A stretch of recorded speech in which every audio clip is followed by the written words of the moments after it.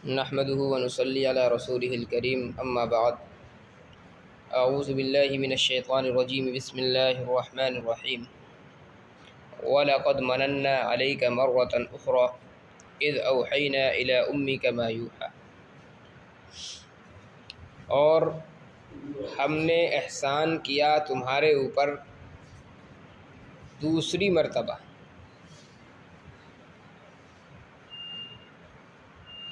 यानी एक एहसान का तज़किरा तो अल्लाह ने इससे पहले फ़रमाया कि अल्लाह तबारक व तआला ने हज़रत मूसा अलैहिस्सलातु वस्सलाम की ज़बान की गिरा को खोल दिया।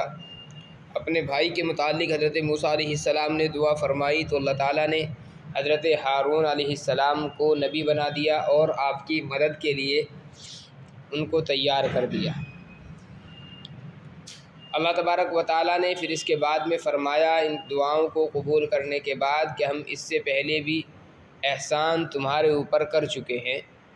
और फिर उस एहसान का अल्लाह तबारक व तआला ने आगे ज़िक्र फ़रमाया इज़ औहैना इला उम्मिका मा यूहा, जबकि हमने इल्हाम किया तुम्हारी वालिदा की जानिब जो कुछ भी इल्हाम किया, यानी उनके दिल के अंदर बात डाली अनिक़ज़िफ़ीही फ़ी ताबूत, के तुम रख दो मूसा अलैहिस्सलाम को एक ताबूत में, संदूक में, फ़क़ज़िफ़ीही फ़िल यम, फिर डाल दो उस संदूक को समंदर में, फ़लयुल्क़िहिल यम्मु बिस्साहिल, और ले जाएगा वो समंदर उनको साहिल पर, किनारे पर, याख़ुज़हु अदुव्वुल्ली व अदुव्वुल्लाह, और उठा लेगा मूसा अलैहिस्सलाम को वो शख्स जो मेरा भी दुश्मन है और मूसा अलैहिस्सलाम का भी दुश्मन है। वअल्क़ैतु अलैका महब्बतम मिन्नी, फिर हज़रत मूसा को ख़िताब किया गया कि मूसा हमने तुम्हारे अंदर अपनी जानिब से महबूबियत को डाल दिया, यानी जो कोई आपको देखे वो आपसे मोहब्बत करने लगे। वलितुस्ना अला ऐनी, और ताकि आप परवरिश पाएँ मेरी निगरानी में। ये वाक़या है, इसकी तफसील नीचे चल कर के अभी ज़िक्र करेंगे इंशाअल्लाह। इज़ तमशी उख्तुका, याद करें उस वक्त को जबकि चली आपकी बहन पीछे पीछे, फ़तक़ूलु हल अदुल्लुकुम अला मन यकफ़ुलु, और कहने लगी क्या मैं पता बतलाऊँ उस औरत का जो इसकी कफ़ालत कर सके। फ़रजअनाका इला उम्मिका कई तक़र्रा ऐनुहा, फिर लौटा दिया हमने तुमको तुम्हारी वालिदा की जानिब ताकि उसकी आँखें ठंडी रहें। वला तहज़न, और गम ना करे। वक़तलत नफ़्सन, और आपने एक आदमी को कत्ल कर डाला। फ़नज्जैनाका मिनल गम, फिर हमने आपको गम से नजात अता फ़रमाई।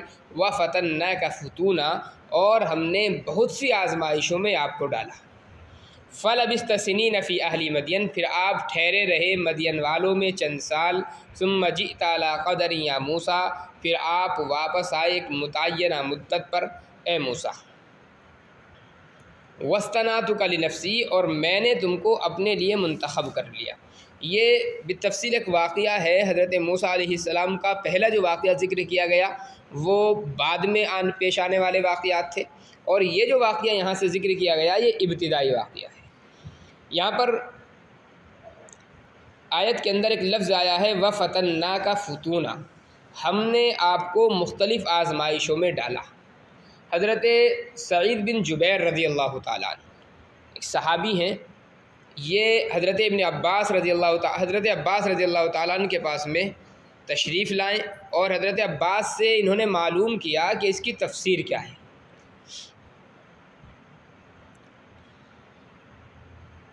उन्होंने कहा कि कल आना तुम, और कल मैं तुम्हें इसकी तफसीर बतलाता हूँ। ये अगले दिन के इंतज़ार में रहे और फिर अगले रोज़ तशरीफ़ ले गए। फिर इन्होंने जाकर के मालूम किया कि कुरान करीम में हज़रत मूसा का जो वाक़या ज़िक्र किया गया और हज़रत मूसा के मुतालिक जो अल्लाह ने फ़रमाया व फ़तन्नाका फ़ुतूना, कि हमने आपको बहुत सी मरतबा आज़माया है, ये आज़माइशें कौन सी हैं। तो इसके बाद में हज़रत इब्न अब्बास रज़ियल्लाहु ताला अन्हु ने पूरा वाक़या जो है बितफ़सील हज़रत मूसा अलैहिस्सलातु वस्सलाम का इब्तिदा से लेकर के आखिर तक बयान किया है। कुछ ज़िक्र यहाँ पर किया गया है, पहले कुछ तज़किरा आ गया, कुछ इन आयात के अंदर है, कुछ इसके बाद में तज़किरा आ रहा है, कुछ और मुख्तलिफ़ मौक़े पर ज़िक्र किए गए हैं वाक़यात। तो कुछ वाक़यात तो वो हैं जो बाज़ाब्ता कुरान करीम ने ज़िक्र किए हैं, कुछ वाक़यात के जुज़ वो हैं जो कुरान करीम ने ज़िक्र नहीं किए हैं। हज़रत अब्बास रज़ियल्लाहु ताला अन्हु ने सारे वाक़यात वो एक हदीस के अंदर जमा फरमाए और बयान किया है। हज़रत अब्बास रज़ियल्लाहु ताला अन्हु फरमाते हैं कि एक मरतबा फ़िरऔन अपने दरबारियों के साथ में बैठा हुआ था, उसकी मजलिस लगी हुई थी। वहाँ पर ज़िक्र आया कि हज़रत इब्राहीम अलैहिस्सलातु वस्सलाम से उनके रब ने एक वादा फ़रमाया था, और वादा ये था, हज़रत इब्राहीम अलैहिस्सलातु वस्सलाम को ये कहा गया था कि मैं तुम्हारी ज़ुर्रियत में और तुम्हारी औलाद में एक ऐसा नबी पैदा करूँगा जो मौजूदा वक्त में तमाम मज़ाहिब पर भी गालिब आएगा और तमाम क़ुव्वतें जो हैं उसके ज़ेर असर रहेगी। उसके ज़माने में कोई बादशाह नहीं होगा, वो सब का बादशाह बन कर के रहेगा। ये तज़किरा हुआ, और इसके बाद में कुछ लोगों ने राय दी कि वो शायद हज़रत यूसुफ़ अलैहिस्सलातु वस्सलाम थे। लेकिन हज़रत यूसुफ़ अलैहिस्सलातु वस्सलाम का जब विसाल हो गया, फ़िरौन के दरबार में बात आई कि यूसुफ़ अलैहिस्सलाम तो नहीं हो सकते उसका मिस्दाक। इब्राहीम अलैहिस्सलातु वस्सलाम से जिस नबी का वादा किया गया वो नबी जो है अभी पैदा नहीं हुआ है। फिर कुछ नुजूमी हज़रात थे जो गैब की ख़बरें दिया करते थे, उन लोगों ने बताया कि उस बच्चे की पैदाइश का वक्त बहुत करीब है और अनकरीब वो बच्चा पैदा होगा और उसके रहते हुए किसी की हुकूमत कायम नहीं रह पाएगी। फ़िरौन के दरबारियों ने मशवरा दिया कि अगर वो बच्चा पैदा हो गया और उसकी परवरिश हो गई तो जाहिर है आपकी हुकूमत भी बाकी नहीं रह पाएगी, इसलिए अब अपनी हुकूमत को बचाने का कोई इंतज़ाम करना चाहिए। फ़िरौन ने कहा ठीक है, इंतज़ाम कर लेते हैं। फ़िरौन ने हुक्म दे दिया कि बनी इसराइल के जितने बच्चे पैदा हों सबको कत्ल कर दो, और ये हुक्म उसका फिर एक ज़माने तक चला। वो बनी इसराइल के अंदर जो भी बच्चा पैदा होता था लड़का, उसको कत्ल करा दिया करता था। बाज़ाब्ता उसके जो अहलकार थे, उसके जो मुलाजिमीन थे, वो हाथ में छुरी लिए घूमते रहा करते थे बस्ती के अंदर, और कहीं भी उनको ख़बर मिल जाए कि कोई लड़का पैदा हुआ है, फ़ौरन उस लड़के को छीन करके कत्ल कर दिया करते थे। एक ज़माने तक तो उनका ये मामला चलता रहा। फिर उनकी आपस में मीटिंग हुई और किसी दरबारी ने फिर ये बात कही कि अगर इसी तरीके से सिलसिला हमारा चलता रहा तो मामला ये है कि हमारे जो कारोबार हैं, हमारे जो कामकाज हैं, वो सब के सब बनी इसराइली करते हैं। अगर हम इसी सिलसिले को चालू रखें कि जितने बच्चे पैदा हों सबको मारते रहें, तो सिर्फ बनी इसराइल में औरतें ही औरतें रह जाएंगी, और जाहिर है हमें जो मशक्क़त के काम लेना है, भारी भारी जो काम हम लेते हैं वो मर्दों से लेते हैं, तो जिनके जो मर्द हैं वो बूढ़े होकर के ख़त्म होते चले जाएंगे। हम बच्चों को ज़िंदा छोड़ नहीं रहे तो काम करने वाला हमारे पास कोई मौजूद नहीं होगा। इसलिए अब दोबारा ये मशवरा हुआ कि एक साल बच्चों को ज़िंदा रखा जाएगा और दूसरे साल बच्चों को कत्ल किया जाएगा। तो कुछ दिनों तक ये सिलसिला उनका चला कि एक साल पैदा होने वाले बच्चों को वो छोड़ दिया करते थे, दूसरे साल पैदा होने वाले बच्चों को कत्ल कर दिया करते थे। हज़रत मूसा अलैहिस्सलातु वस्सलाम और हज़रत हारून अलैहिस्सलाम, इन दोनों की जो पैदाइश है वो मुख्तलिफ़ सालों में है। हज़रत हारून अलैहिस्सलाम की जब पैदाइश हुई तो ये वो साल था जिस साल बच्चों को ज़िंदा छोड़ा गया था, तो इसलिए हज़रत हारून के कत्ल का कोई मसला नहीं था। हज़रत हारून की जो परवरिश थी वो सुकून के साथ में हुई। जिस साल हज़रत मूसा अलैहिस्सलातु वस्सलाम की पैदाइश हुई उस साल हुक्म दे दिया गया था बच्चों को कत्ल करने का। अब हज़रत मूसा अलैहिस्सलातु वस्सलाम जब पैदा हुए तो आपकी वालिदा को बड़ी फ़िक्र लाहिक़ हुई हज़रत मूसा अलैहिस्सलातु वस्सलाम की कि हज़रत मूसा अलैहिस्सलातु वस्सलाम की परवरिश कैसे की जाए। अल्लाह तबारक व तआला ने परवरिश का इंतज़ाम फ़रमाया कि अल्लाह ताला ने हज़रत मूसा अलैहिस्सलाम की वालिदा के दिल के अंदर ये बात डाली कि बच्चे की घर के अंदर रख कर के तो परवरिश हो नहीं सकती, ज़ाहिर है कत्ल कर दिया जाएगा। इसलिए आप ऐसा करें कि कोई संदूक बनवाएं किसी से और उस संदूक में मूसा अलैहिस्सलाम को रख कर के समंदर में डाल दें। हज़रत मूसा अलैहिस्सलातु वस्सलाम की वालिदा ने तलाश किया, शहर के अंदर कोई नेक आदमी था संदूक बनाने वाला। हज़रत मूसा अलैहिस्सलातु वस्सलाम की वालिदा ने वहाँ पर जाकर के उससे दरख्वास्त की कि मुझे घर के लिए एक संदूक बनाना है और उसके लिए तुम जितनी उजरत लेना चाहो मैं देने के लिए तैयार हूँ। बहरहाल उजरत तय हो गई। उसने कहा कि ठीक है, मैं घर पर आकर के तुम्हारे संदूक बनाऊँगा।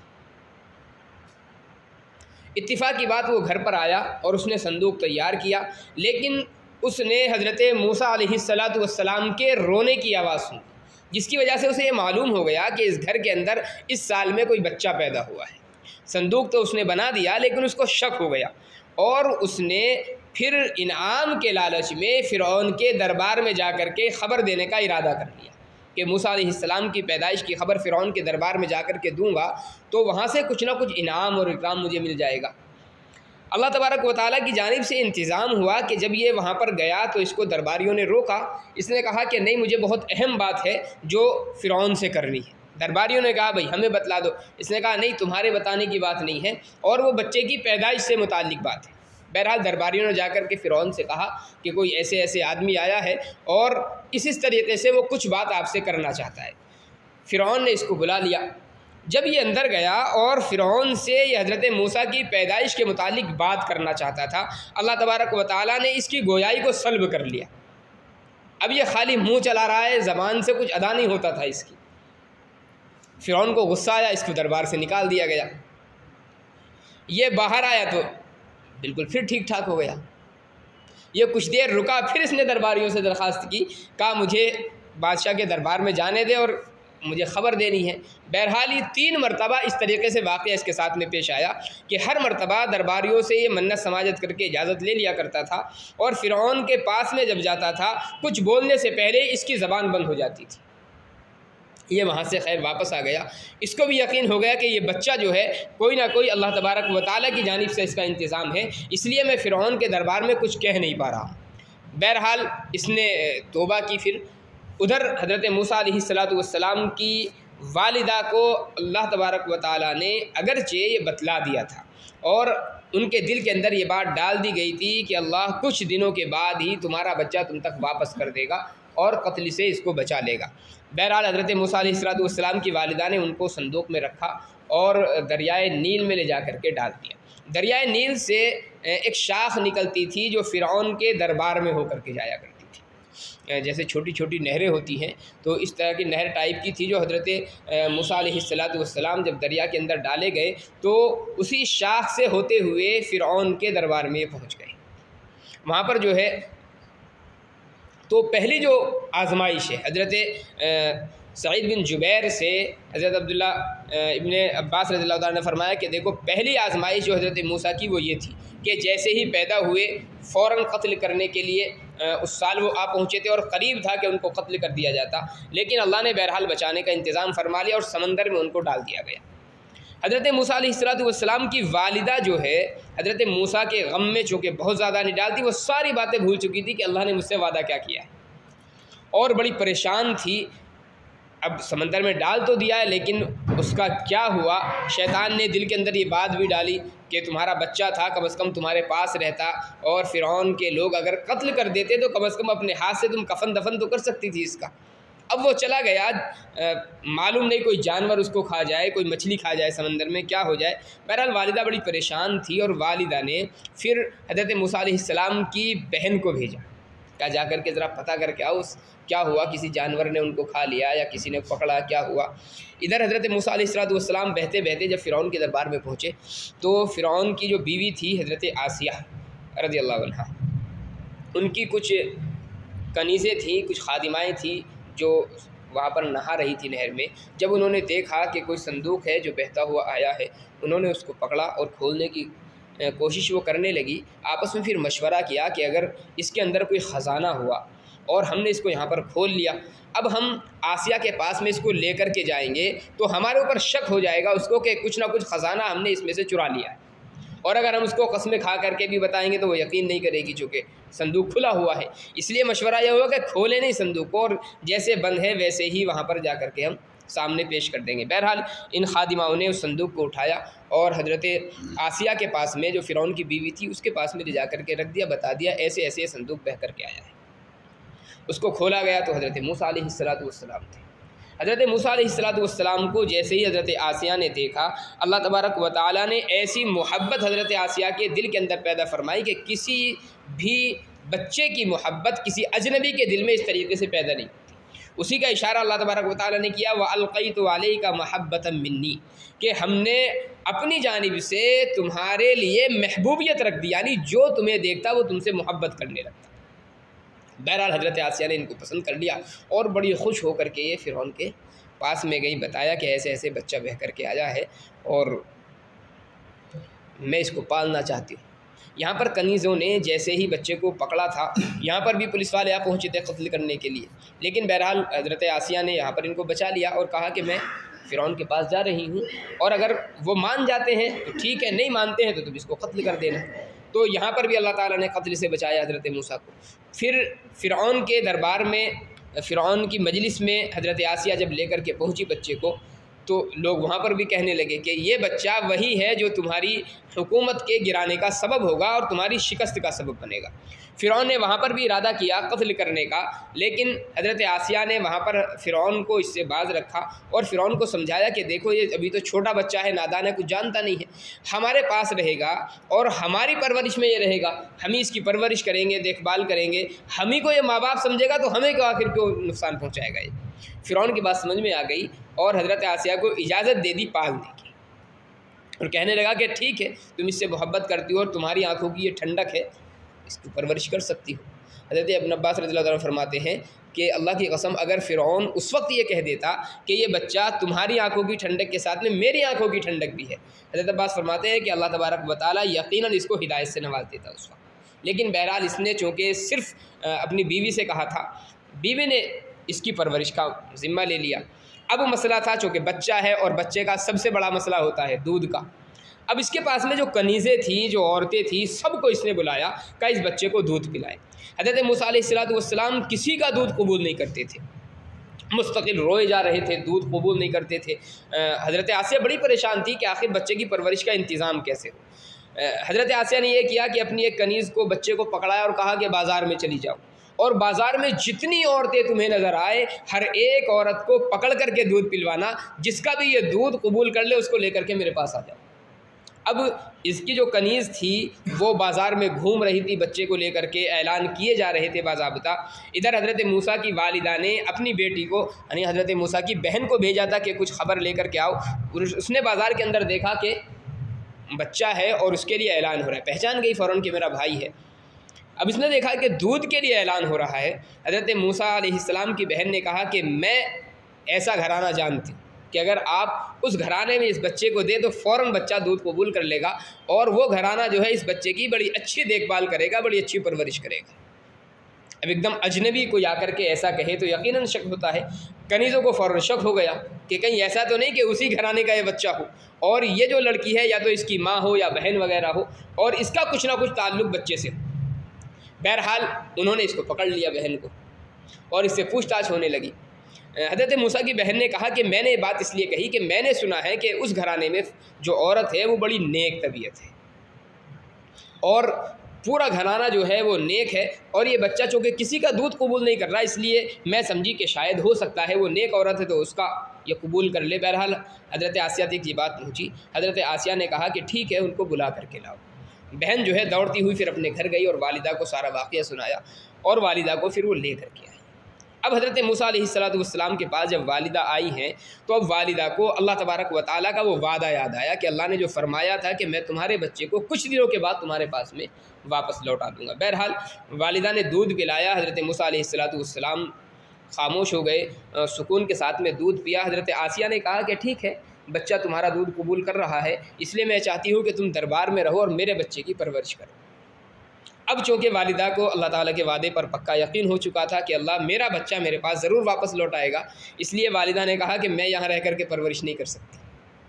कहा देखो मेरा शोहर भी है, मेरा दूसरा बच्चा भी है जिसको मैं दूध पिलाती हूँ, इसलिए तुम ये कहो कि तुम्हारे दरबार में रह कर के मैं बच्चे को दूध पिला दूँ, तुम्हारे ऐसा नहीं हो सकता। तुम्हें अगर परवरिश करानी हो तो मेरे घर पर भेजो और नहीं करानी तो किसी और से इंतज़ाम कर लो। इतना कह करके वालिदा चली गई। अब चूँकि हज़रत आसिया देख चुकी थी बच्चा किसी का दूध कबूल नहीं कर रहा, इसलिए फिर ये तय हुआ कि हज़रत मूसा जो हैं वो उनकी वालिदा के ही पास रहेंगे। और हज़रत आसिया ने कहा कि देखो टाइम टाइम पर तुम ला करके महल में मुझे दिखलाती रहना कि बच्चे के हालात कैसे हैं, बाकी परवरिश तुम करो। तो हज़रत मूसा अलैहिस्सलाम को अल्लाह ताला ने फिर लौटा दिया आपकी वालिदा के पास में, और हज़रत मूसा अलैहिस्सलाम की वहीं पर इब्तिदाई जो परवरिश है वो वालिदा के पास है। कुछ बड़े हुए तो हज़रत आसिया ने हज़रत मूसा अलैहिस्सलाम को फिर वापस बुला लिया। दूध छुड़ाया जा चुका था, इसलिए बाकी जो परवरिश है वो फिर हज़रत आसिया रज़ियल्लाहु ताला अन्हा ने ख़ुद की है।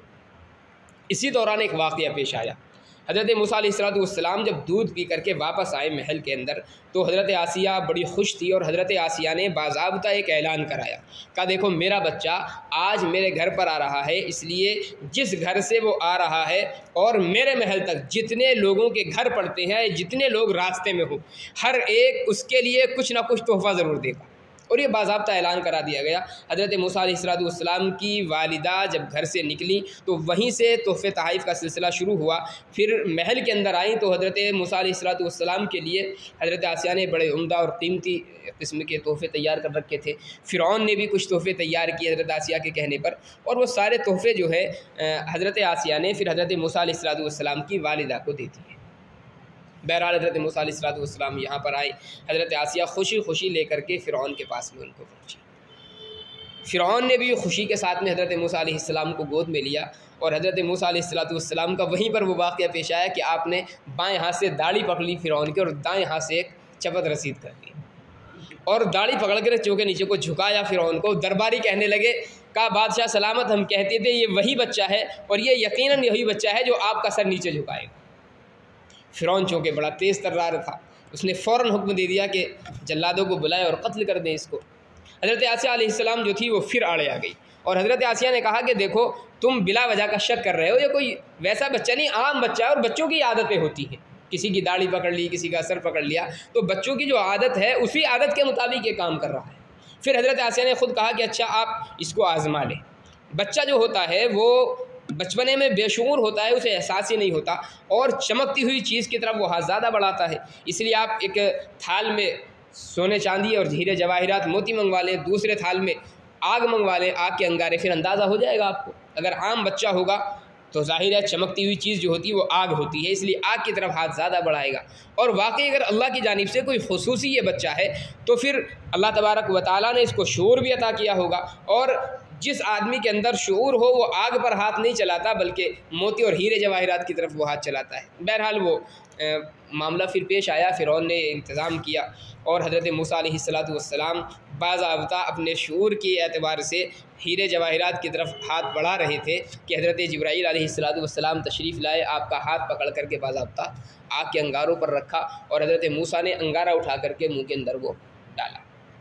फ़िरौन ने बहरहाल इतना है कि एक ज़ोर से एक मरतबा उसने हाथ झटक दिया हज़रत मूसा अलैहिस्सलाम का कि कहीं ऐसा ना हो ज़्यादा नुकसान हज़रत मूसा अलैहिस्सलाम को हो जाए। बहरहाल फ़िरौन को यहाँ पर ये यकीन हो गया कि बच्चा जो है ये आम बच्चा है।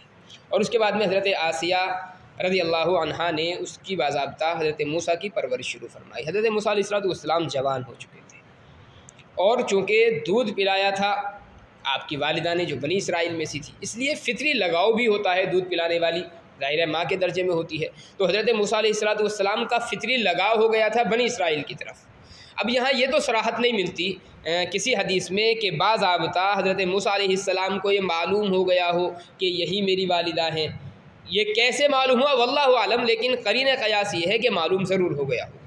इतनी बात साबित है कि हज़रत मूसा अलैहिस्सलाम के बड़े होने के बाद बनी इसराइल पर जो जुल्म व सितम फ़िरौन करता था उसमें काफ़ी हद तक कमी आ गई थी और फ़िरौनी के जो दरबारी थे, जो मुलाजिमीन थे, वो ये जानते थे कि मूसा अलैहिस्सलाम जो है वो हर मौके पर बनी इसराइल का दिफ़ा करते हैं और कभी भी कोई जुल्म का मसला आता है तो मूसा अलैहिस्सलाम उसके ख़िलाफ़ में खड़े हो जाते हैं। इसलिए बनी इसराइल पर जुल्म होना बहुत हद तक कम हो चुका था। एक मरतबा एक वाक़या पेश आया जो यहाँ पर नहीं है, दूसरी जगह पर वो वाक़या ज़िक्र किया गया है कि दो लोग आपस में लड़ रहे थे, एक बनी इसराइली था और एक फ़िरौनी था। क़िब्ती फ़िरौन की कौम को कहा जाता है, तो एक क़िब्ती था और एक बनी इसराइल का आदमी था। हज़रत मूसा अलैहिस्सलाम ने दूर से देखा, ये जो क़िब्ती था फ़िरौनी चूँकि जुल्म करते ही थे इसलिए बनी इसराइल के आदमी पर यह जुल्म कर रहा था। उस बनी इसराइल के आदमी ने हज़रत मूसा अलैहिस्सलाम को आवाज़ दी, चूँकि वो जानता था कि मूसा जो हैं वो हमारा दिफ़ा करते हैं और हमारा साथ देते हैं। मूसा अलैहिस्सलाम आए और उन्होंने फ़िरौनी को एक मुक्का रसीद कर दिया। अब मूसा अलैहिस्सलाम चूँकि वैसे भी जलील क़दर हैं और वैसे भी जलील क़दर थे, गुस्सा आपका बड़ा मिसाली था हज़रत मूसा अलैहिस्सलाम का, इसलिए वो जैसे भी मारा हो लेकिन बहरहाल उसका फ़ौरन वहीं पर काम तमाम हो गया था। देखने वाला कोई था नहीं, सिर्फ हज़रत मूसा अलैहिस्सलाम थे और एक जो शख्स लड़ रहा था सिर्फ वो था। इसलिए हज़रत मूसा अलैहिस्सलाम को कोई फ़िक्र नहीं थी इस मौके पर कि बात लीक हो जाएगी। मामला ख़त्म हो गया। दरबार में फ़िरौन की इतनी बात पहुंच गई कि मेरे किसी आदमी को कत्ल कर दिया गया। कत्ल करने वाला कौन है? बनी इसराइल का आदमी हो सकता है। अब दरबारियों ने बाज़ाब्ता फ़िरौन के सामने ये बात रखी कि बनी इसराइल ने कत्ल किया, इसलिए बनी इसराइल से अब इंतकाम लिया जाए।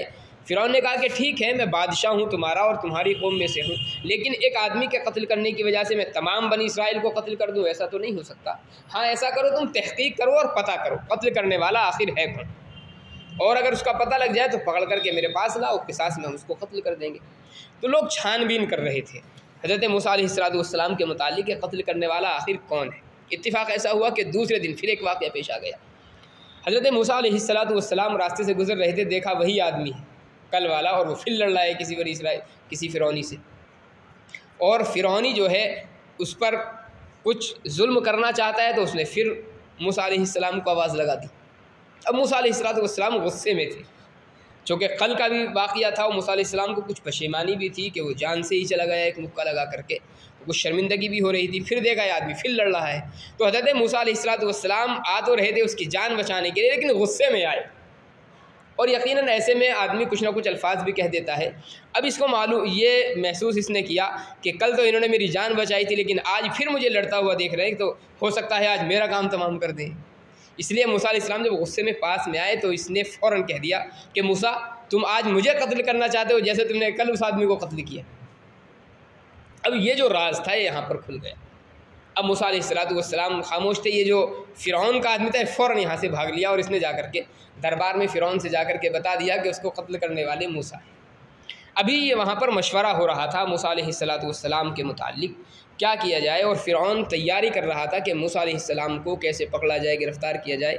वहीं पर एक आदमी था फ़िरौन वालों में से ही था, लेकिन मूसा अलैहिस्सलाम का तरफ़दार था और मूसा अलैहिस्सलाम से मोहब्बत करता था। उसने जब देखा कि यहाँ से जो है कुछ लोग पकड़ने के लिए मूसा अलैहिस्सलाम को चल चुके हैं, तो वो फिर शॉर्टकट रास्ते से भाग कर आया और मूसा अलैहिस्सलाम से उसने बतलाया, कहा देखो कुछ लोग हैं और ऐसे ऐसे तुम्हारा राज खुल चुका है, अब कुछ लोग तुम्हें गिरफ़्तार करने के लिए आए।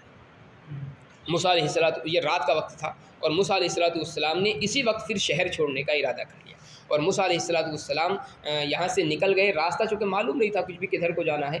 अब ऐसे में जब आदमी जान बचाते हुए फिर रहा हो तो वो रास्ता तलाश नहीं करता, आम रास्ते पर आदमी वैसे भी नहीं जाता, इसलिए जंगलों के रास्ते से मूसा अलैहिस्सलाम यहाँ से चले हैं मदियन की तरफ, हज़रत शुआइब अलैहिस्सलाम की बस्ती की तरफ। और रातों रात फिर वो चलते रहे, और यहाँ से फ़िरौन की जो हुदूद थी हुकूमत की, वहाँ से वो निकल करके किसी तरीके से हज़रत शुआइब अलैहिस्सलाम की बस्ती तक वो जा पहुँचे हैं सफ़र करके। इसके बाद में हज़रत शुआइब अलैहिस्सलाम की बस्ती जो मदियन थी वहाँ पर वो गए हैं, और मदियन में जा कर के कोई जानने वाला नहीं था, कुछ नहीं था। वहाँ पर देखा कुछ लोग पानी भर रहे हैं, वहाँ पर एक पेड़ था उसके करीब में वो बैठ गए। वहाँ पर देखा उन्होंने कुछ लड़कियाँ हैं, 2 लड़कियाँ हैं जो एक तरफ को खड़ी हुई हैं, लोग पानी भर रहे हैं, अपनी बकरियों वगैरह को पिला रहे हैं। मूसा अलैहिस्सलाम ने उन लड़कियों से मालूम किया, जब काफ़ी देर हो गई, कहा तुम काफ़ी देर से यहाँ पर हो, मैं देख रहा हूँ, तुम पानी क्यों नहीं पिला रही हो? उन्होंने कहा कि देखो हम लड़कियाँ हैं, आदमियों के बीच में हम घुस नहीं सकते, इसलिए हम इंतज़ार करते हैं जब सारे लोग पानी पिला करके फ़ारिग हो जाते हैं, उसके बाद में हम अपनी बकरियों को पानी पिलाते हैं। मूसा अलैहिस्सलाम आगे बढ़े और उनकी बकरियों को पानी मूसा अलैहिस्सलाम ने पिलाया, और उसके बाद में हज़रत मूसा अलैहिस्सलाम चूँकि अजनबी थे पेड़ के नीचे आकर के बैठ गए, और फिर अल्लाह तबारक व तआला से हज़रत मूसा अलैहिस्सलाम ने यहाँ पर दुआ फरमाई, अल्लाह मैं अजनबी मुल्क में हूँ, कोई जानने पहचानने वाला नहीं है, इसलिए आप मेरे लिए इंतज़ाम फरमा दीजिए खाने वगैरह। इधर ये जो लड़कियां थी ये हज़रत शुआइब अलैहिस्सलाम की असल लड़कियां थी। हज़रत शुआइब नाबीना हो चुके थे, इसलिए ये लड़कियां जो थी ये असल घर का काम किया करती थी बेचारी। ये यहाँ से बकरियां लेकर के हज़रत शुआइब अलैहिस्सलाम के पास में गई, और हज़रत शुआइब अलैहिस्सलाम ने जब ये देखा कि बहुत जल्दी आज पानी पिला करके आ गई हैं, तो मालूम क्या कि आज इतनी जल्दी कैसे। तो फिर लड़कियों ने वाक़या बताया हज़रत मूसा अलैहिस्सलाम का कि एक नौजवान था जिसने हमको ऐसे ऐसे पानी पिलाया है, और जिसकी वजह से हम जल्दी आ गए। हज़रत शुआइब अलैहिस्सलाम से फिर वो लड़कियां कहने लगी कि हमें किसी न किसी मुलाजिम की भी ज़रूरत है, इसलिए मुनासिब है कि आप उसी को मुलाजिम रख लें। हज़रत शुआइब अलैहिस्सलाम ने फिर हज़रत मूसा अलैहिस्सलाम को बुलवाया कि उनको बुला करके लाए। भी बहुत लंबा तफसीली वाक़या है, बाकी वाक़या इंशाअल्लाह कल चलेगा। अल्लाह अमल की तौफ़ीक़ इनायत फ़रमाए। सुब्हानल्लाहि व बिहम्दिही, सुब्हानल्लाह व बिहम्दिही, अशहदु अल्ला इलाहा